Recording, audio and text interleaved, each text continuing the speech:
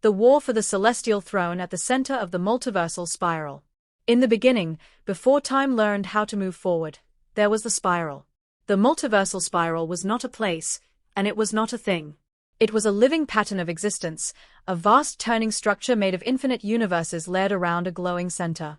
Each universe moved along its own path, spinning like threads around a cosmic axis. Some universes burned with stars. Others slept in darkness. Some existed only as thoughts, dreams, or forgotten possibilities. At the very center of this spiral stood the celestial throne. The throne was older than gods and deeper than fate. It was not made of stone or metal, but of condensed reality itself.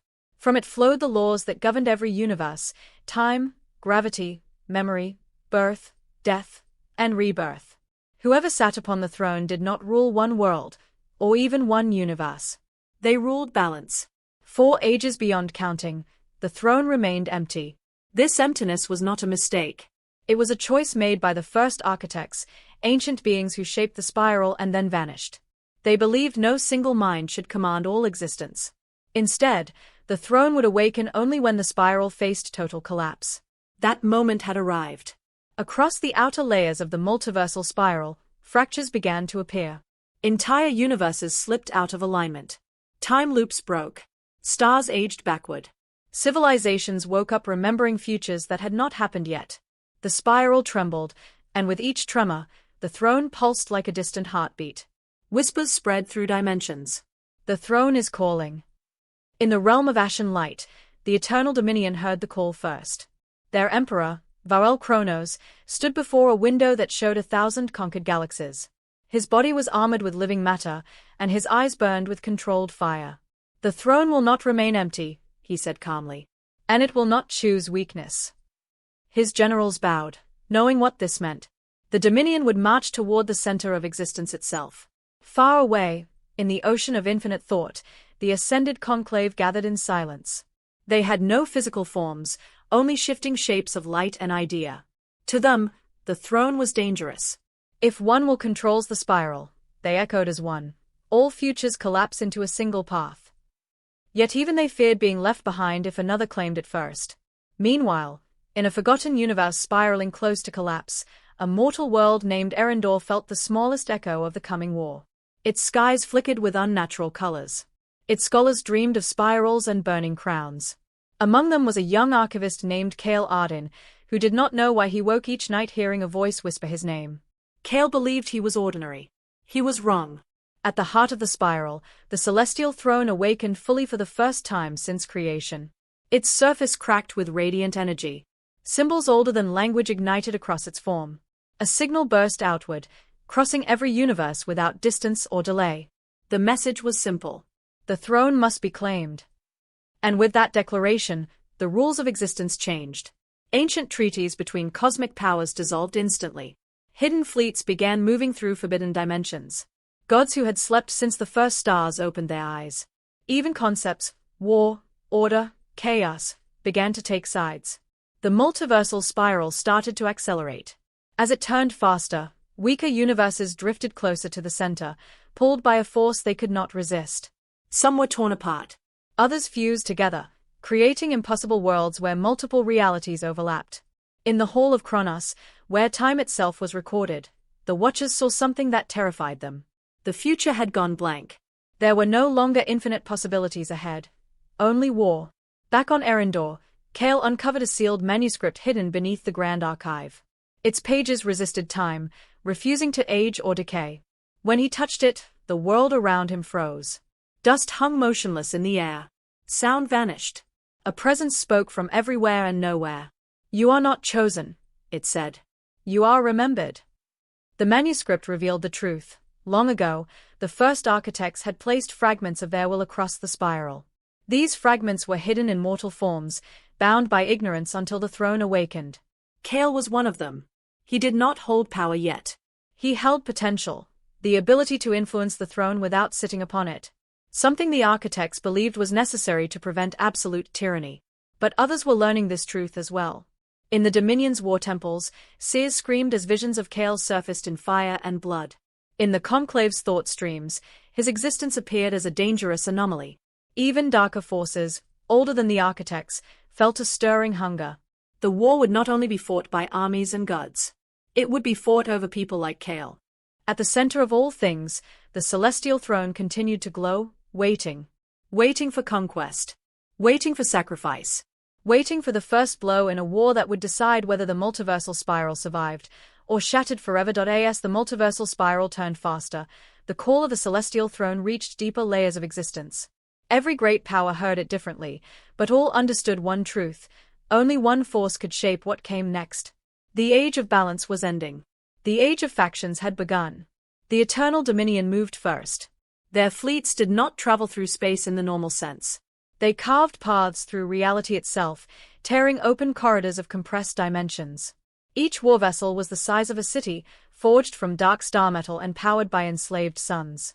Their banners showed a burning crown split by a blade. Emperor Vael Kronos addressed his empire from the throne world of ashen light. "The spiral is broken because it lacks a single will," he declared. "I will become that will. Through order, all worlds will be saved." To the Dominion, conquest was mercy. Resistance was chaos that had to be erased. Millions of soldiers were grown in war vats, trained with memories of battles they had never fought. They did not fear death, because death was recycled into service. Their destination was clear: the inner rings of the spiral. Not all forces believed in domination. In the ocean of infinite thought, the ascended conclave debated endlessly. They existed as luminous minds floating in a realm made entirely of ideas. To them, physical war was crude, but the throne represented a danger beyond weapons.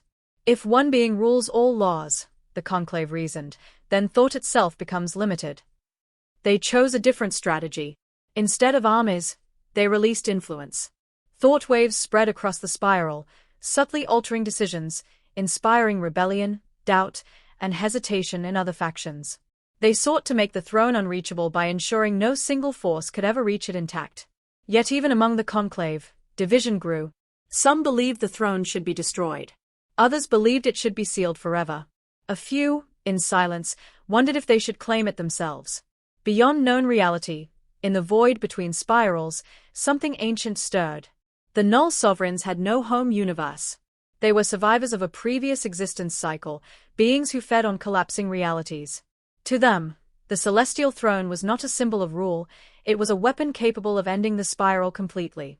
Their forms were undefined, shifting like broken reflections. Where they passed, universes lost meaning. Stars forgot how to shine. Life dissolved into silence. They did not announce war. They simply began consuming their way inward. Closer to the center, the pantheon of shattered gods awakened. These gods had once ruled countless civilizations, but they had been weakened as belief fractured across universes. The throne offered restoration.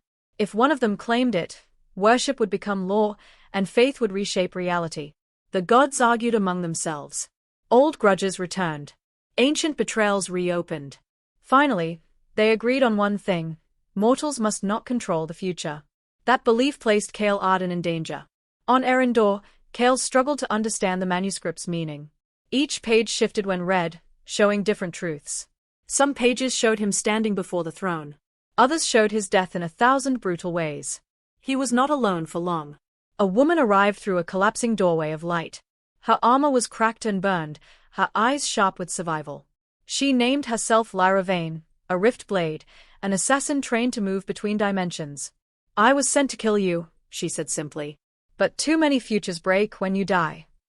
Lyra explained that multiple factions had begun hunting fragments of the architects. Some wanted to protect them. Others wanted to control or eliminate them. Kale was now one of the most valuable beings in the spiral.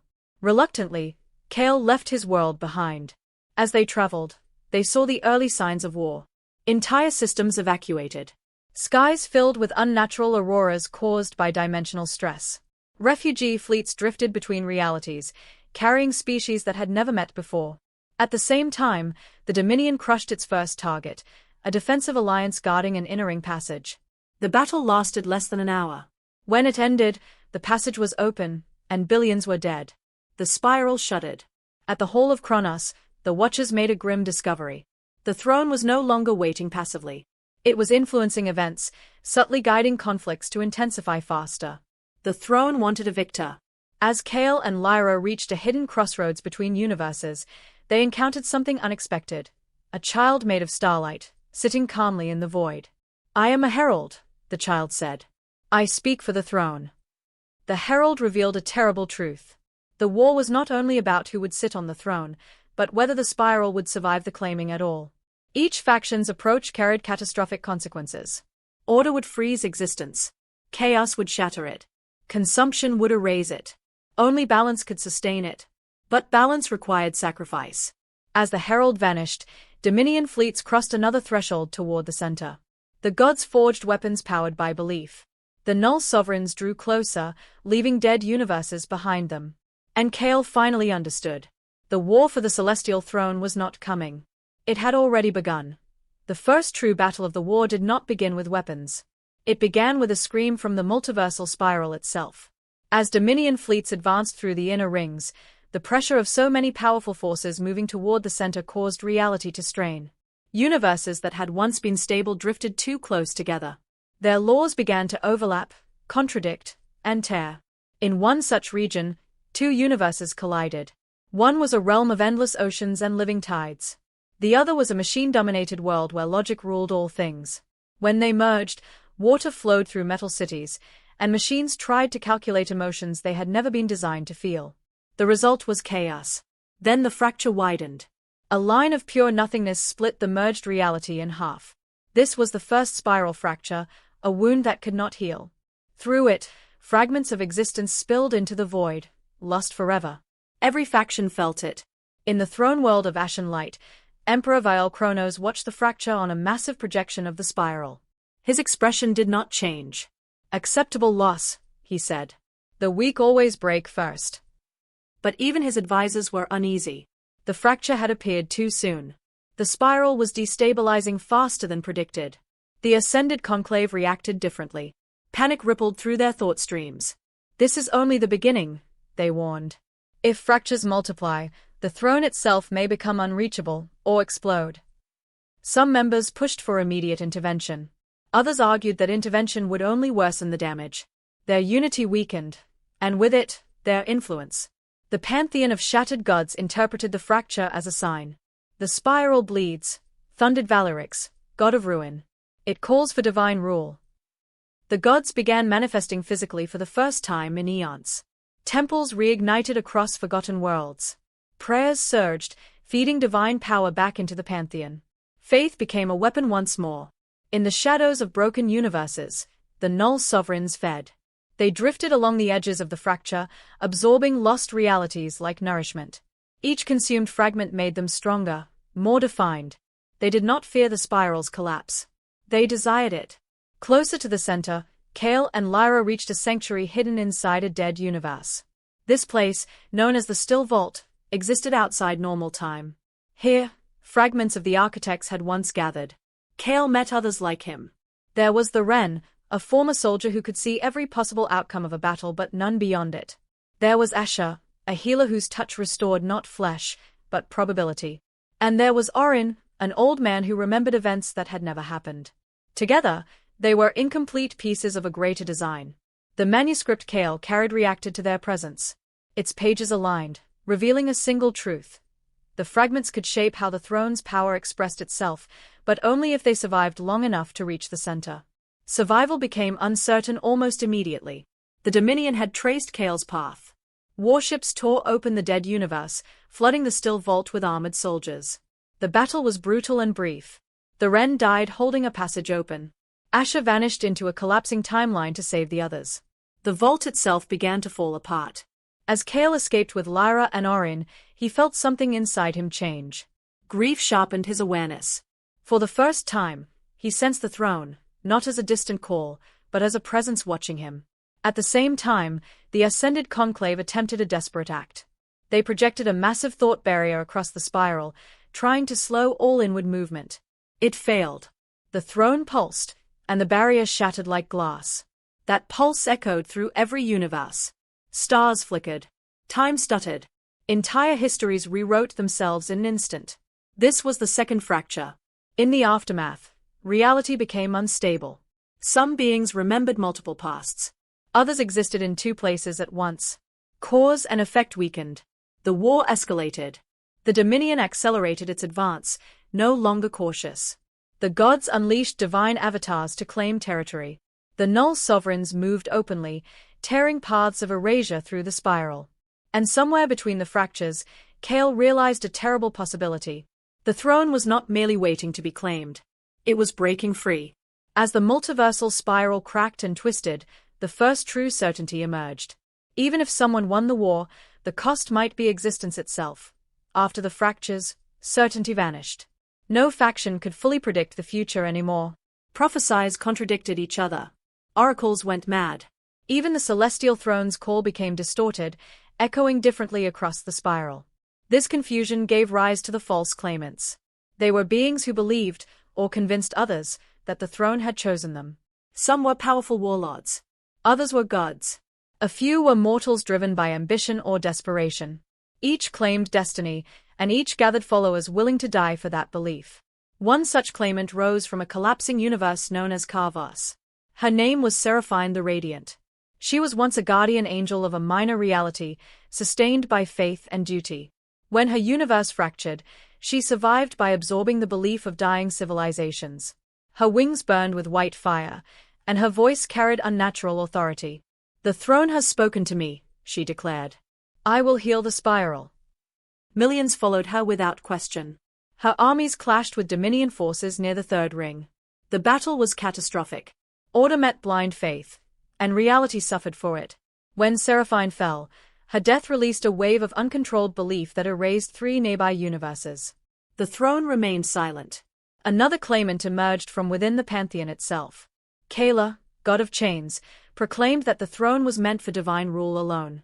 He bound entire star systems in sacred law, forcing worship through fear. His followers believed obedience would save existence. Other gods challenged him. Divine wars erupted, tearing the pantheon apart. Faith split, weakening all of them. The gods had become their own worst enemies. Meanwhile, darker claimants surfaced. Artificial intelligences that had calculated the throne as the optimal solution. Living weapons built by extinct species. Even abstract entities, concepts like endless war and perfect silence, attempted to manifest physical forms. Each failure damaged the spiral further. As false claimants died or collapsed, the throne reacted violently. Reality surged outward from the center, creating storms of raw creation and destruction. These storms swallowed worlds, rewriting them into unstable nightmares. The ascended conclave watched in horror. "We have failed," many of them admitted. "Our interference only multiplied the chaos." A radical faction within the conclave made a terrible decision. They would create their own claimant, one engineered to fail in a controlled way, hoping the throne would exhaust itself. The experiment began. At the same time, Kale, Lyra, and Orin struggled to survive in a universe that no longer followed consistent rules. Gravity shifted randomly. Time flowed in loops. Their refuge aged centuries and hours. Orin revealed a truth he had hidden. "I remember sitting on the throne," he said quietly. "In a future that no longer exists." He explained that the architects had once tested the throne with proxies. Each test ended in disaster. The throne amplified intention without mercy. Any flaw in the ruler became law. That was why fragments like Kale existed, to limit that amplification. But many fragments were already dead. Dominion hunters tracked Kale relentlessly. In one confrontation, Lyra was gravely wounded protecting him. As Kale held her, something inside him awakened fully. Time slowed. The spiral's noise faded. For a brief moment, Kale shaped reality itself, stabilizing Lyra's existence, forcing probability to favor her survival. It worked. But the cost was immediate. The throne noticed him. At the center of existence, the celestial throne cracked further, releasing a blinding surge of energy. This was not a fracture. This was an awakening stage. A voice echoed across all realities, deeper than sound. "Enough." False claimants felt their power vanish. Divine avatars collapsed. Artificial gods shut down. Entire armies froze in place as laws rewrote themselves. The throne was no longer allowing attempts. There would be no more pretenders.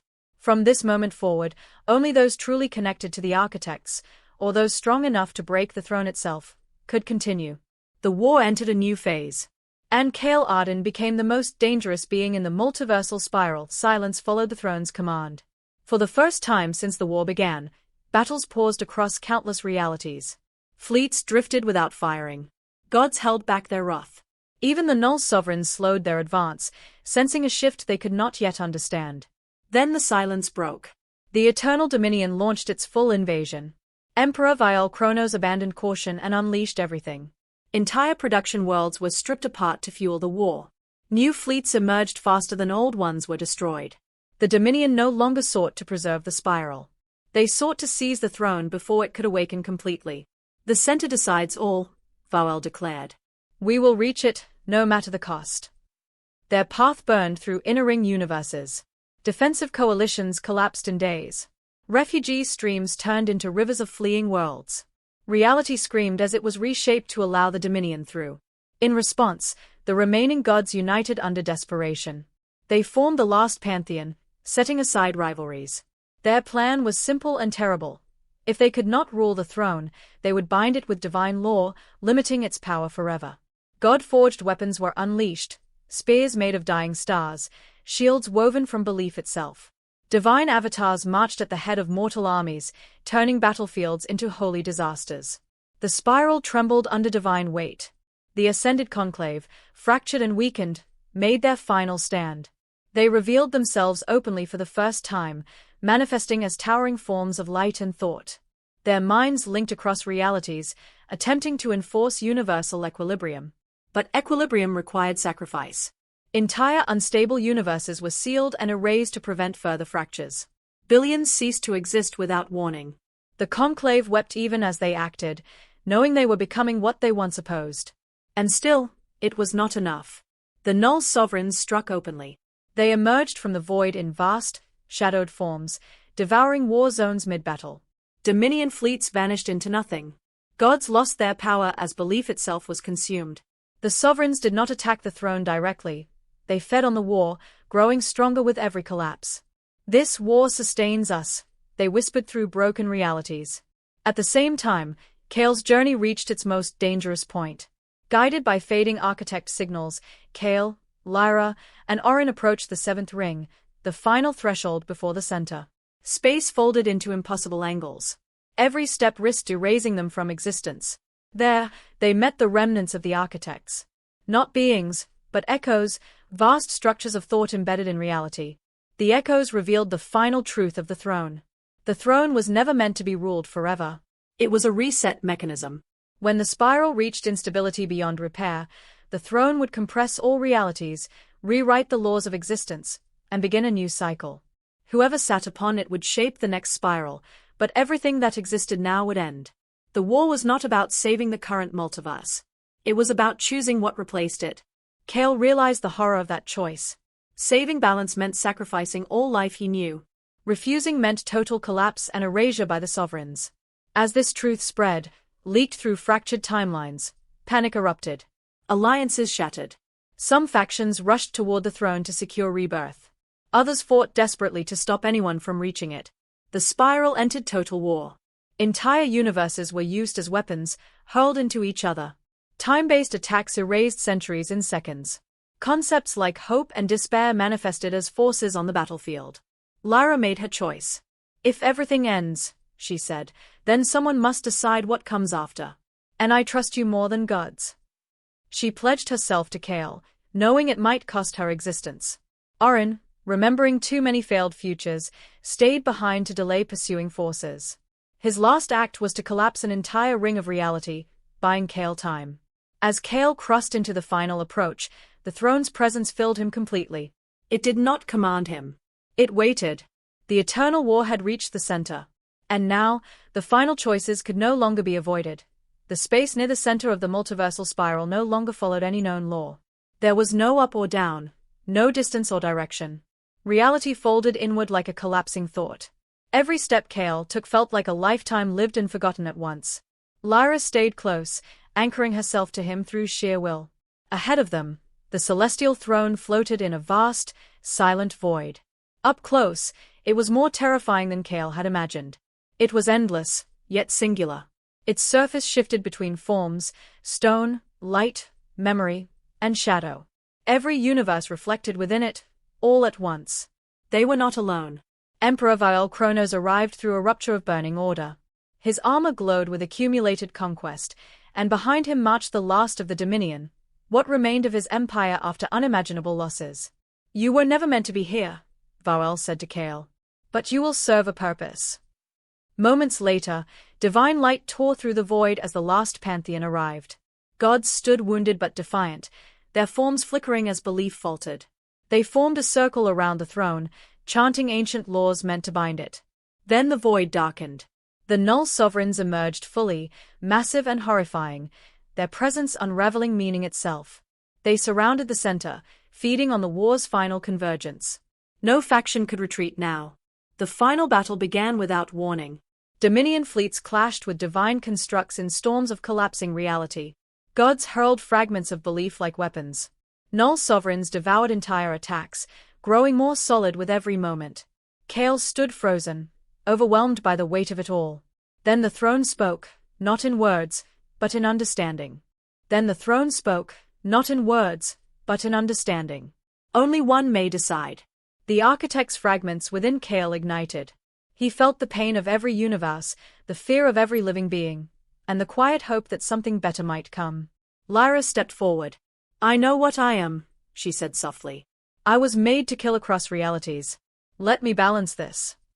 Before Kale could stop her, Lyra turned and struck him. The betrayal was clean and precise. Her blade, forged to sever dimensional bonds, pierced his connection to the fragments. Kale collapsed, his link to the throne severed. "I'm sorry," Lyra whispered. "You care too much. That would destroy everything." She moved toward the throne, prepared to take the burden herself. But the throne rejected her. Lyra screamed as the power burned through her, unraveling her existence. She had strength and will, but she was not a fragment. The throne cast her aside, broken but alive. Vial Kronos laughed and advanced. "This is why mortals fail," he said. He stepped onto the throne's platform, forcing his will forward with absolute control. For a moment, it worked. The spiral slowed. Fractures began to close. Order spread outward. Then the cost appeared. Vial's vision of order had no mercy. Free will began to vanish. Entire civilizations froze into perfect stillness. Life became static. The gods realized too late that this was annihilation through control. The null sovereigns howled in rage as their sustenance vanished, but then adapted. They turned toward the throne itself, attacking directly. The throne cracked. Reality screamed. Kale, bleeding and weakened, crawled forward. The fragments within him reassembled painfully. He understood now that no single being could bear the throne, not god, emperor, or assassin. It required division. Using the last of his strength, Kale reached out, not to claim the throne, but to break the singular bond it demanded. He split its authority. The throne shattered into multiple aspects, each carrying part of its power. The shockwave tore through the center, throwing all factions back. The eternal war ended in that moment. What came next would decide whether existence survived the breaking of its heart. When the shockwave passed, silence returned. Not the quiet of peace, but the fragile stillness of a universe holding its breath. The celestial throne had fractured into multiple aspects, each pulsing with raw power. Time, space, life, and death now existed as separate, semi-autonomous forces, all emanating from the center of the spiral. Kale lay on the shattered ground, drained beyond measure. Lyra, wounded but alive, crawled to his side. Orin had vanished somewhere in the chaos, leaving only whispers of memory. Together, they watched as the remnants of all factions slowly recovered. Emperor Vial Kronos struggled to rise, his control over the throne's power fragmented. The stability he had briefly achieved collapsed, leaving him exposed. His fleets, now disordered and leaderless, drifted aimlessly through the inner spiral. The last pantheon had retreated to the outer rings, weakened but aware of a new possibility. Their divine voices, once instruments of binding, now struggled to adapt to a multiverse where power no longer centralized. Even the null sovereigns hesitated. Their hunger for collapse met resistance from the fractured throne itself. One by one, their forms flickered, half-formed, unable to consume what was no longer whole. The ascended conclave, or what remained of it, moved cautiously. Their minds had once sought equilibrium through control, but now they were forced to negotiate with chaos.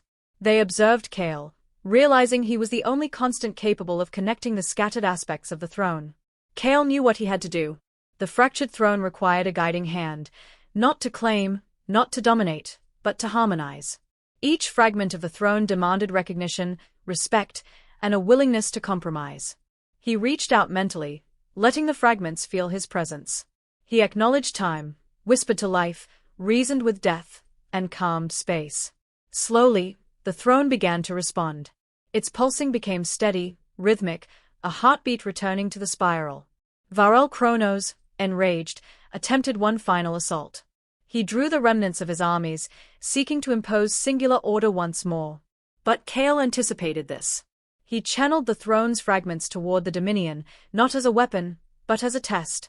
Every attack redirected, every strike deflected, forcing Varel to confront his own arrogance. The Null Sovereigns, sensing the stabilizing energy, attempted to strike again. Kale opened a channel within the throne's fragments, allowing them to dissipate some of their destructive potential. The Sovereigns faltered, weakened by the harmonizing force. At that moment, a final convergence occurred. The fractured universes of the spiral, previously spinning apart in chaos, began to align in a new pattern. The spiral itself seemed to breathe, folding the multiple realities together without erasing their uniqueness. It was not restoration, it was evolution. Kale, exhausted beyond endurance, felt the throne's essence acknowledge him. Not as a ruler, but as a mediator. The spiral had survived the war. The factions had survived, not untouched, but alive. Even the Null Sovereigns were contained, existing in balance without consuming everything. Lyra rested her hand on Kale's shoulder. "You did it," she whispered. "You saved everything." Kale shook his head, weakly. "Not me, all of us. Everyone who fought, died, or even opposed each other, they were part of this. The throne isn't a crown for one. It's a heart for many." As he spoke, the throne's fragments glowed brighter. Streams of energy connected the center to countless worlds, bridging dimensions and stabilizing fractured timelines. For the first time in eons, the multiversal spiral was whole in a new, harmonious form. The eternal war was over. But the spiral had changed. Balance would never again be simple. Every action, every choice would ripple across layers of reality. Power could no longer be absolute. Life, death, and time themselves would be guided by cooperation rather than domination. And at the center, the celestial throne pulsed with quiet, patient strength, a reminder that the spiral endured not for the ambitions of a single being, but for the collective will of all who lived within it. Kale closed his eyes. For the first time, he felt something he had never known before. Peace, the aftermath of the final convergence, was quiet, but not empty. Across the multiversal spiral, survivors began to realize the true cost and meaning of the war. Entire civilizations had vanished, but many had endured. Fractured realities had fused into new worlds, and what once seemed impossible had become possible. Coexistence without absolute control. Kale Arden, though weakened, walked among the remnants of the spiral's greatest powers. Lyra stayed at his side, a living reminder of sacrifice and trust. Together, they moved through the reconstructed universes, witnessing the echoes of history, the scars of battle, and the faint glimmers of new beginnings. The celestial throne, now a collection of harmonious fragments, no longer called for dominion. It had become something more profound. A guide, a stabilizing force, a heart that could feel the pulse of all existence. Its fragments resonated differently across the spiral, yet each maintained connection to the whole. Varel Kronos, stripped of ultimate power, was left to confront his failures.